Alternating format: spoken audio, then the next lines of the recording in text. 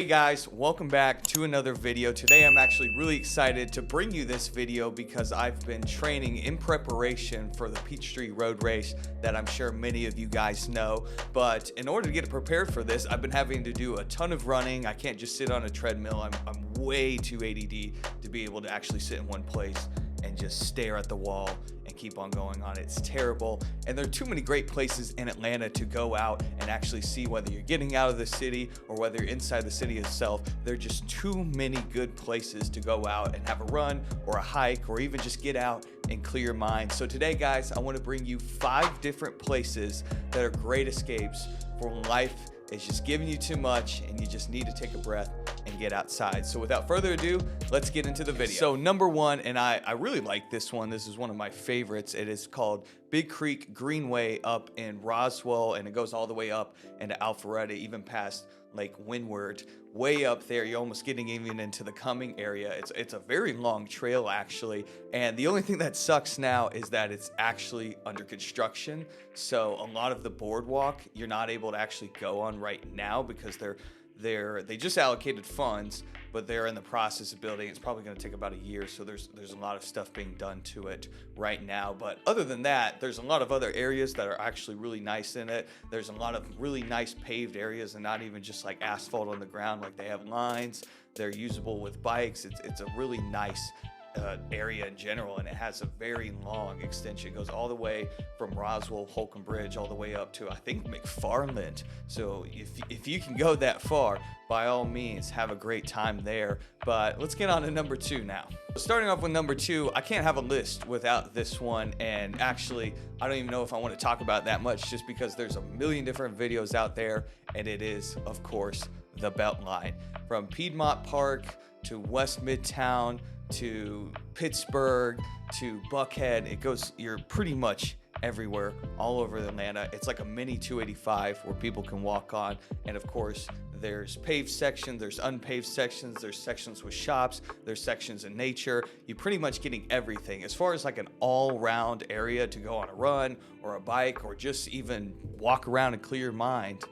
This is it. This is the best place. Whether you can even people watch, or you can just walk from one shop to another and get a little exercise in between. There's not enough that I can say about the Atlanta Beltline. It is probably one of the best. I wouldn't even know a better project as far as for a communal sense for the city. Maybe MARTA, but it just doesn't give that much of a communal sense as the Beltline. So the Beltline has to go on this list, and also this list is in no particular order. So I put the Beltline in number 2 because we gotta have it. So number 3, and I'm sure this one's kind of hidden because I talk about it and not a lot of people know about this one, and it's actually something I tried just to get more elevation into a workout, but it's great, especially those of you who like going out in nature and just, you know, getting more of a hike without going way out to North Georgia, because it could be an hour and a half drive just to get out there, and then you hike, and then you take another hour and a half drive just to get back. So it's a hell of a thing to go up to North Georgia. But this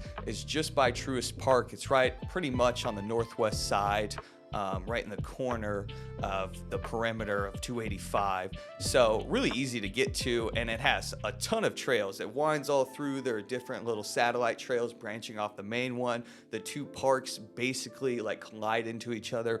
One part's on the river, which is a lot cooler, and the other part has a lot of elevation change.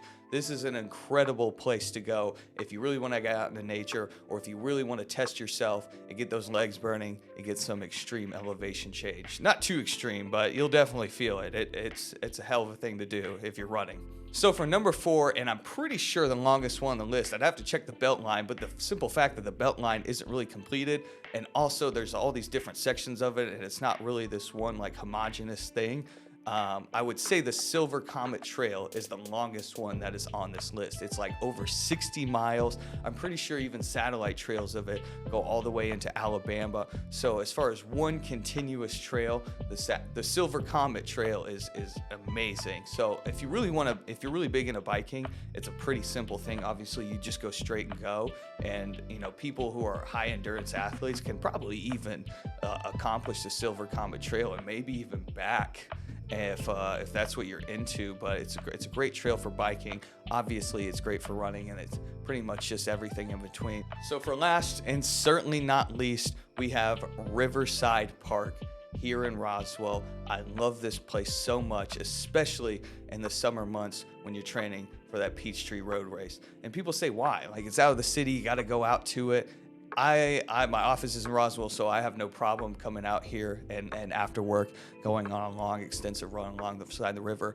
But Georgia is hot. If you're out of state, Georgia's hot. And it's hot, and it's humid, and when it's 97 degrees outside, and you got to go run 3 miles, 4 miles, 5 miles, maybe even 10 plus miles, you don't want it to be hot. You want anything but it to be hot. And if you go in the middle of the day, it's terrible. Even if you go at the end of the day, it's still terrible. So what's the only thing you can really do is run alongside the river itself, hence the name of the park.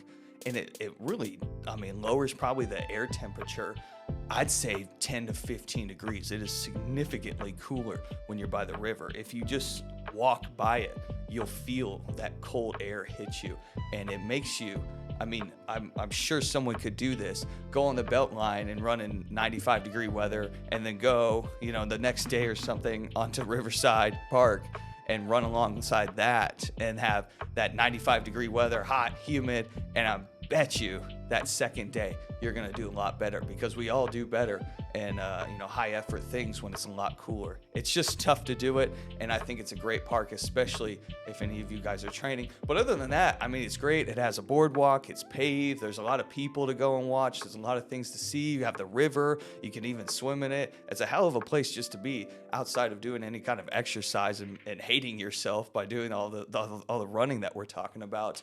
But certainly, definitely my favorite park out of all of these. So for the end of the video, also guys, I want to update you on the Piedmont Park area. This is something that has been irking me for so long, and they finally got it done. The boardwalk is back, so if you haven't seen the boardwalk, it's right next to the dog park, kind of in the back of the park, right actually next to the Beltline, in fact. And you can just kind of meander off the path from the dog park and go on this boardwalk. It's really nice. You get to go in nature. It kind of segments two parts of Piedmont Park that were otherwise disconnected. It was like kind of difficult to navigate around, but now it's back. It's nice, it's new, it's awesome. So definitely go and check that out. And I think it's been up for like a month, but I just found out, so I want you guys to know.